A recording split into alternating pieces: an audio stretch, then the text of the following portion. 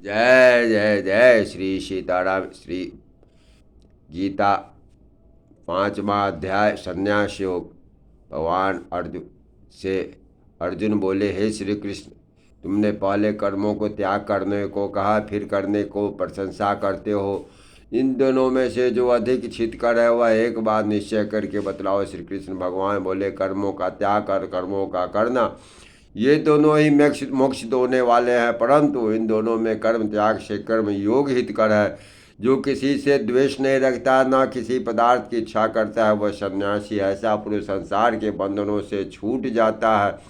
सांख्य और योग को मूर्ख लोग ही अलग अलग कहते हैं, पंडित नहीं कहते। जो इन दोनों में से किसी एक में भी अच्छी तरह स्थित हो जाता है, उसको दोनों का फल प्राप्त होता है। ज्ञान योगियों को जो स्थान मिलता है वही कर्म योगियों को मिलता है। ज्ञान योग व कर्म योग एक ही है। कर्म योग के बिना संन्यास को प्राप्त होना दुष्कर है। कर्म योग करने वाले मुनिजन को ब्रह्म प्राप्ति में विलंब नहीं लगता। कर्म योग युक्त शुद्ध अंतःकरण वाला, मन तथा इंद्रियों को जीतने वाला, संपूर्ण प्राणियों में अपने आत्मा को देखने वाला, कर्म करता हुआ भी कर्म फल से लिप्त नहीं होता। योग युक्त तत्व वेदा पुरुष देखते हैं, सुनते हैं, स्पर्श करते हैं, सूंघते हैं, खाते हैं, चलते हैं, श्वास लेते हैं, तो भी यह मानते हैं कि मैं कुछ नहीं करता। ये बोलते हैं, त्यागते हैं, ग्रहण करते हैं, परंतु यह मानते हैं मैं कुछ नहीं करता। यह बुद्धि धारण करते हैं कि इंद्रियां ही अपने अपने विषयों में बरतती है। जो प्राणी ब्रह्म में अर्पण संग को त्याग कर कर्म करता है वह पाप में लिप्त नहीं होता। जैसे कमल पत्र पर जल नहीं ठहरता है। योगी जग शरीर से, मन से, बुद्धि से तथा इंद्रियों की आसक्ति से रहित होकर आत्मा शुद्धि के निमित्त कर्म करते हैं। योग युक्त पुरुष कर्म फल त्याग कर मोक्ष रूप शांति का लाभ करता है, और जो योग रहित है वह कर्म की इच्छा के बंधन में पड़ जाता है। सर्व कर्मों को मन से त्याग कर इसके प्राणी इस नरद्वार से कि देह रूपी पूरी में न कुछ करता है न करता है, वह आनंद पूर्वक रहता है। परमेश्वर किसी कर्म में प्रवृत्त नहीं करता। कर्म और कर्म फल को उत्पन्न नहीं करता। ये सब प्रवृत्ति द्वारा होते रहते हैं। परमेश्वर किसी के पुण्य तथा पाप को नहीं लेता। ज्ञान का अंधकार से आच्छादित है, इससे जीव मोह को प्राप्त हो जाते हैं, परंतु आत्मज्ञान के बिना परंतु आत्मज्ञान परमेश्वर के रूप को ऐसा भाषित करता है जिस प्रकार सूर्य संपूर्ण संसार को प्रकाशित कर देता है। उसी परमात्मा में जिसकी बुद्धि स्थिर है, उसी में मन लगाते हैं, इसी में निष्ठा रखते हैं। जो सदा इसी के स्थान में लगे हैं, दान द्वारा जिनके सब पाप नष्ट हो जाते हैं, वे संसार में जन्मते नहीं। विद्या और विनय से संपन्न ब्राह्मण में, गाय में, कुत्ता में,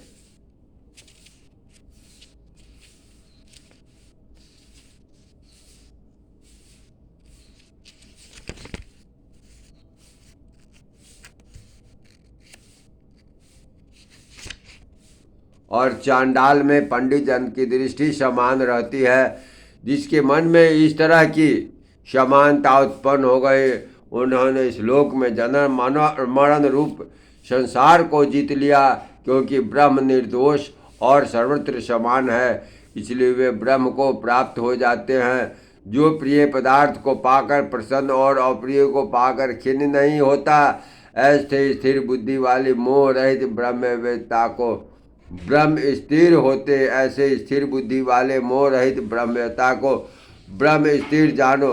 बाहरी पदार्थों में जो चित्त को आसक्त नहीं होने देता, वही आत्म सुख का अनुभव करता है और ब्रह्म में अंतःकरण को मिला अक्षय सुख मोक्ष प्राप्त करता है। वे इंद्रियों के स्पर्श से जो भोग देते हैं वे वस्तुतः दुखदायी होते हैं। उनका आदि भी है और अंत भी। हे कौन्ते, ज्ञानी लोग ऐसे भोगों में रत नहीं होते। संसार छूटने के भय से जो मनुष्य काम और क्रोध के वेग को सहन करने में समर्थ होता है, वही योगी और सत्ता सुखी है। जो योगी आत्म सुख से दुखी, अंतरात्मा के व्यापक आनंद से आनंदित और अंतर ज्योति से भी प्रकाशित होता है, वह ब्रह्म रूप होकर ब्रह्माद निर्वाण मोक्ष को प्राप्त होता है। पाप जिसके नष्ट हो गए हैं, कुबुद्धि दूर हो गई है, मन को जिन्होंने वश में कर लिया, जीव मात्र का जो हित चाहते हैं, ऐसे योगी को ब्रह्म निर्वाण प्राप्त होता है। काम तथा क्रोध जिनमें नहीं, मन के वेग को जिसने रोक लिया, ऐसे आत्मज्ञानी योगियों को ब्रह्म निर्वाण सहज ही प्राप्त होता है। बाहरी पदार्थों के संयोग से अलग अलग रहकर दोनों भावों के बीच में दृष्टि लगाकर नासिका के भीतर चलने वाले प्राण तथा अपान वायु को सम करके इंद्रियां, मन और बुद्धि में वश को करके इच्छा करके भय क्रोध को त्याग कर मोक्ष की इच्छा करने वाले योगी जीवन मुक्त हैं।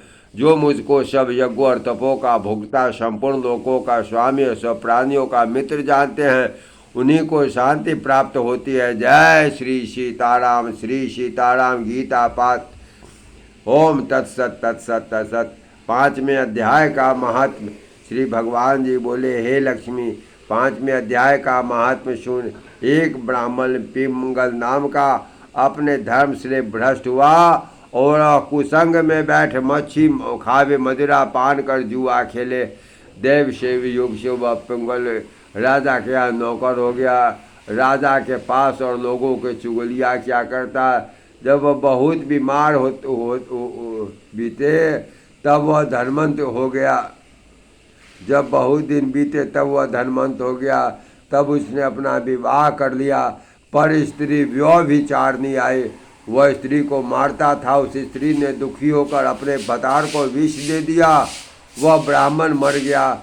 उस ब्राह्मण ने गिद्ध का जन्म पाया। कुछ काल पीछे वह स्त्री भी आ गई। उसने तोते का जन्म पाया। वह एक तोते की स्त्री हुई। एक दिन उस तोती ने तोते से पूछा, हे तोते, तूने तोते का जन्म क्यों पाया? तब उस तोते ने कहा, हे तोती, मैं पिछले जन्म में ब्राह्मण था, अपने गुरु की आज्ञा नहीं मानता था। मुझको गुरुजी ने श्राप दिया, कहा तू जा तोते का जन्म पावे। इस कारण तोते का जन्म पाया। अब तू कह किस कारण से तोती हुई? उसने कहा, मैं पिछले जन्मों में ब्राह्मणी थी।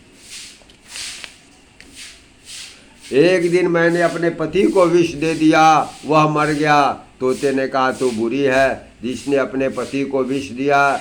एक दिन वो तोती वन में बैठी थी, वह गिद्ध आया। तोती ने उस गिद्ध ने पहचाना। वह गिद्ध तोती को मारने चला। आगे तोती, पीछे गिद्ध। जाते जाते तोती एक श्मशान भूमि में थक कर गिर पड़ी।